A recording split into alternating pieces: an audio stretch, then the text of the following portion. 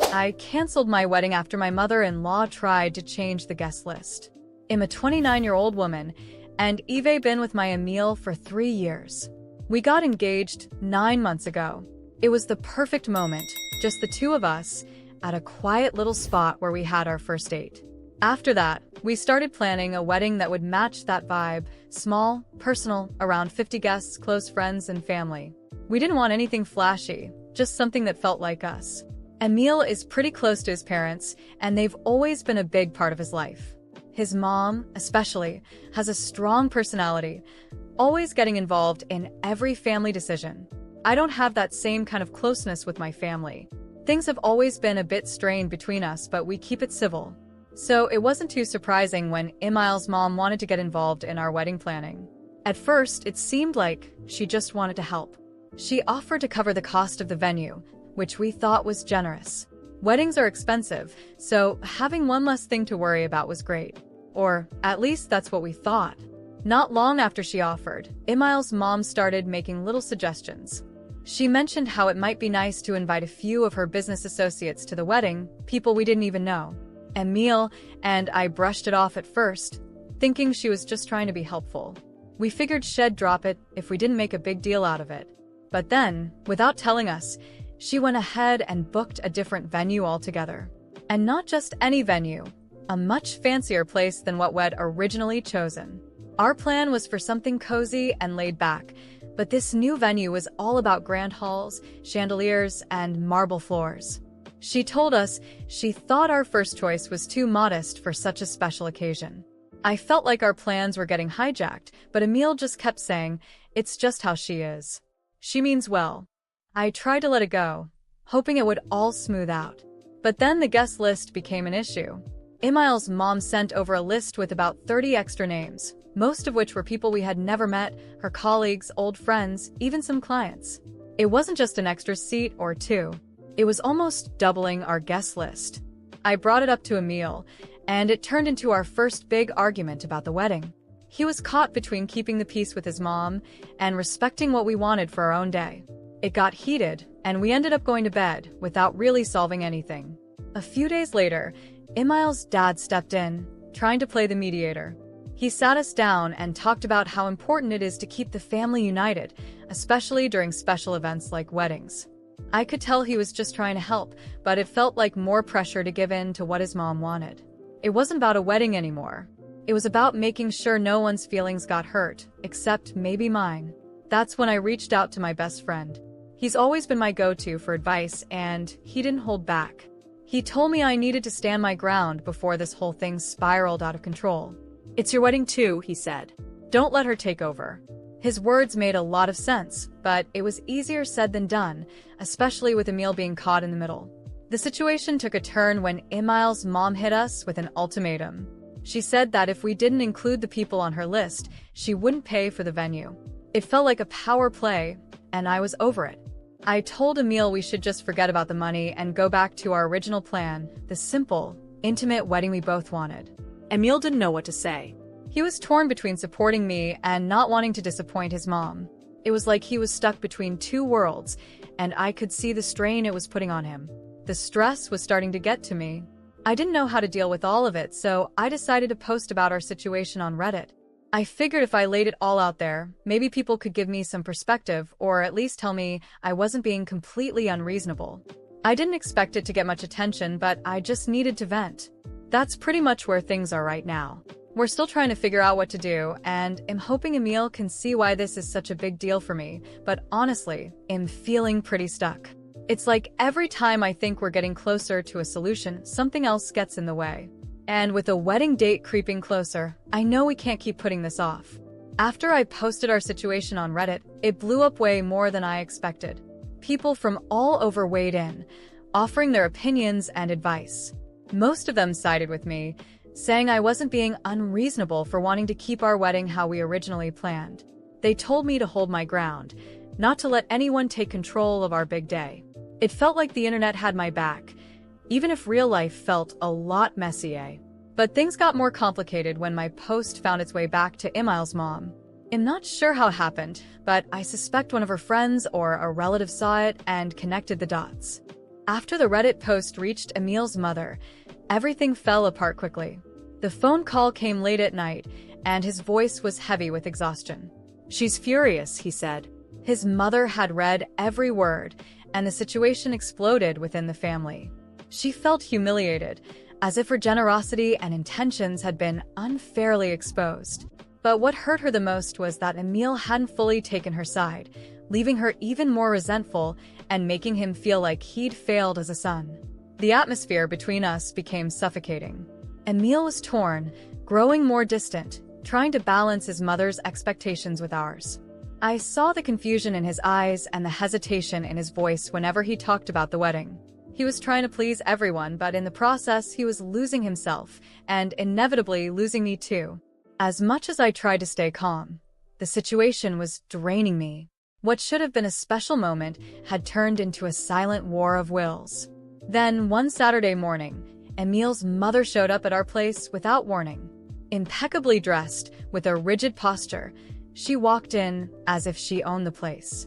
She sat on the couch and immediately began talking about how disappointed she was with everything. She didn't hold back, criticizing me for making a family matter public. Each word felt like a stab, and Emil sat silently beside her, as if he weren't even there. "You're ruining everything," she said coldly, locking eyes with me, waiting for me to back down. Anger boiled inside me, but I held it in. I wanted to scream that this wedding was supposed to be about me and Emil, not about her. But instead, I stayed quiet, looking at Emil, silently begging him to stand up for me. He just lowered his head, unable to choose a side. In that moment, I knew something had irreversibly changed. I was on my own in this fight. After she left, the silence in the apartment was unbearable. I asked Emil directly if he really wanted to marry me or if he was just going along with it out of inertia. He couldn't answer. He just stood there looking lost. That was the final blow. I got up, went to the bedroom, and started packing my things.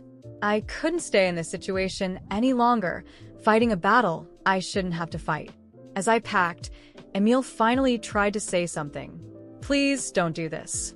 We'll figure it out." But his voice was weak, as if even he didn't believe what he was saying. I paused for a moment, looking at him, and saw a man trapped between pleasing his mother and living his own life. But he didn't move. He didn't do anything to stop me from leaving, and that was all the confirmation I needed. I zipped up my bag, grabbed my keys, and walked out without saying another word. The sound of the door closing was both a relief and a heartbreak. I knew that from this moment on, there was no turning back. I called my best friend and told him what had happened. He listened quietly and then, with all the calm in the world, said, "You did the right thing. No one deserves to start their life like that."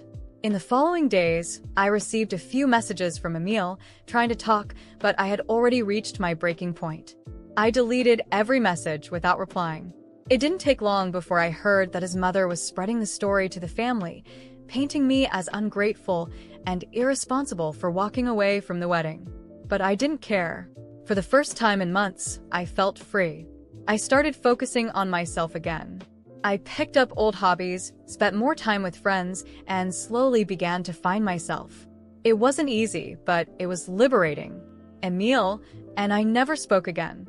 I heard from mutual friends that he eventually grew even more distant from his mother after I left, but by then it no longer mattered. My story with him was over. What was supposed to be the start of a new life together became the opportunity for me to rediscover myself. Maybe one day Emil will realize what he lost, but by then, I'll be far too gone to care. In the months that followed, the weight of the breakup slowly gave way to a new sense of determination. I wasn't going to let that situation break me. More than that, I decided that if they thought they could walk over me and come out unscathed, they were deeply mistaken. The wound was still open, and the only way forward was through closure, a kind of closure that left no room for regrets.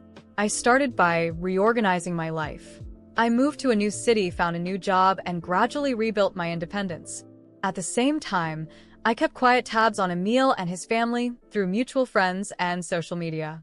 It didn't take long to hear that his mother was still spreading twisted stories about me, painting me as ungrateful and unstable, blaming me for ruining her son's relationship.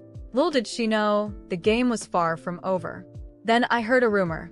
Emile was engaged to another woman named Sophie. They had met only a few months after I left. The news didn't hurt me as much as it motivated me.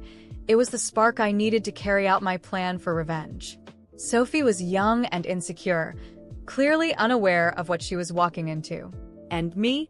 I had the information and the drive to turn their relationship into a disaster before it even began.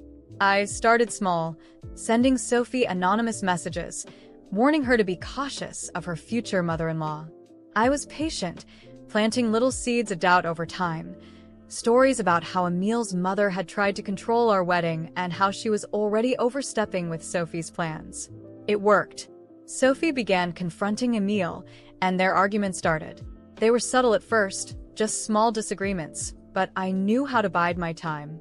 Meanwhile, I created fake profiles to connect with Sophie's friends and colleagues, slowly leaking unsettling details about Emile's past.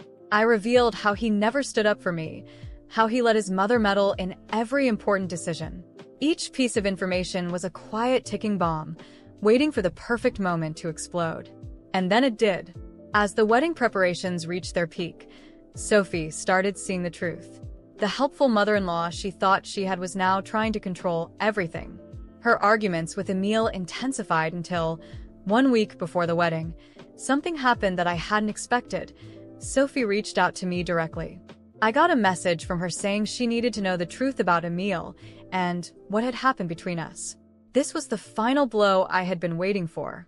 I agreed to meet with Sophie, not because I wanted anything from her, but because it was my chance to end this story on my terms. When we met, Sophie looked nervous, as if she already knew what I was going to say. I held nothing back. I told her everything, every manipulation from Emile's mother, every moment he stood by in silence when I needed him the most. I explained that she was on the verge of living the same nightmare I had gone through. She listened in silence, and when I finished, I could see in her eyes that something had shifted. 3 days later, I heard the wedding was off. There wasn't a formal announcement, but the news spread quickly through Emile's social circles. He tried to contact me one last time, but I didn't answer. There was nothing left to say. Sophie moved on, and I knew she had escaped what could have been a lifetime of control and manipulation. As for Emile and his mother, I heard things between them deteriorated quickly. His mother never forgave him for losing 2 fiancés in a row, and he ended up cutting ties with her. It was ironic, in a way. The woman who had fought so hard to control him now found herself alone, and the son she tried so desperately to protect had become a stranger to her. For me, it was the closure I needed. It wasn't about lost love or lingering anger anymore. It was about reclaiming my dignity and showing that no one walks over me without consequences.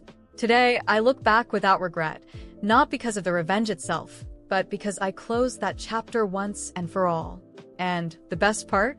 Knowing that while they're trapped in their regrets and broken relationships, I'm free, ready to live life on my own terms. In the months that followed the cancellation of Sophie and Emile's wedding, I finally felt like I was rebuilding my life. The sense of freedom was like a breath of fresh air. The pain and frustration that once consumed me were now replaced by a quiet determination. I knew that not only had I escaped a toxic relationship, but I was also ready to give myself the chance to thrive. If life had given me a blank page, I was going to write a whole new story on it. With more time and energy, I decided to invest in an old dream, starting my own event planning business. I had always had a natural talent for organizing and creating unique experiences, and ironically, the chaos of my canceled wedding gave me the push I needed to pursue that career. I started small, organizing events for friends and colleagues, and soon my reputation began to grow. At first, it was tough. I had to learn about management, marketing, and finances from scratch, but I had never been more motivated. Every contract I secured felt like a personal victory, proof that I could build something on my own, without relying on anyone. Within months, the business began to thrive. Referrals started pouring in, and suddenly my calendar was packed with weddings, parties, and corporate events. Each success was a reminder that I had made the right choice by walking away from Emil and his family. Meanwhile, I heard from mutual friends that things weren't going well for Emil and his mother. Their relationship had never recovered. Sophie had moved on, and from what I gathered, she was much better off without him. His mother, once a powerful and controlling figure, was now increasingly isolated. It seemed that all the control she tried to exert over her son's life had only succeeded in driving him further away. Then, something unexpected happened. One of my clients turned out to be a friend of Sophie's. During a meeting to discuss her event, I casually mentioned that I knew Emil. Her reaction was one of surprise, but instead of awkwardness, she smiled and said, "You dodged a bullet." And so did I. We laughed together, and in that moment, I felt a deep sense of peace, as if all the pain and frustration from the past were finally behind me. Over time, my business grew so much that I started hiring staff. What began as a small personal project evolved into a thriving franchise. I opened offices in multiple cities, and my name became a go-to in the event planning industry. I was living a life I never imagined, with financial independence and a strong network of friends and colleagues who genuinely supported me. Then one day, I received an unexpected email. It was from Emil. He apologized for everything and asked to meet and talk. I deleted the email without responding. There was nothing left to say. I had moved on, and the life I built was proof that I didn't need any explanation or apology from him. As the years went by, I started giving talks on overcoming adversity and entrepreneurship. People loved hearing how a tough situation could become the starting point for something incredible. I didn't hide my past. Instead, I turned it into a powerful lesson about the importance of prioritizing yourself and never settling for less than you deserve. Today, when I look back, I see that everything happened exactly as it should have. Not only did I escape a life that would have suffocated me, but I also built something extraordinary from the wreckage. Emil and his mother? They became nothing more than a footnote in the story of my life. While they were stuck in a cycle of regrets and poor choices, I was living fully, following my dreams and setting my own rules. And the best part? Knowing that every one of my achievements is proof that the best revenge is success.